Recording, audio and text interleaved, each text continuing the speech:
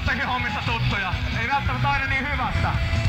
Ja sieltä rataa tuleekin paikallinen hyppykeisari, tai ei niin paikallinen vaan tamperelainen, mutta Juha-Matti.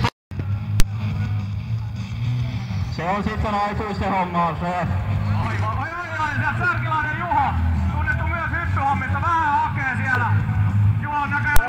Kukaan ei ole vielä moiseen ilmoittautunut. Sieltä tulee muuten seuraava triatlonisti. Vähän kielisalvukka on tarkasti Jukkiksella. Jukka-Pekka Mäennenällä ei oo kielisalvukka.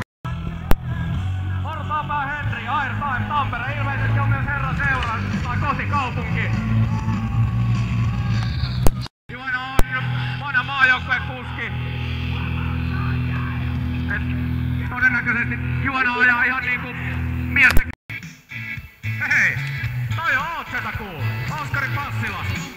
Tilanteita varmasti riittää! Metkikuntamessillä Reisingin edustaja!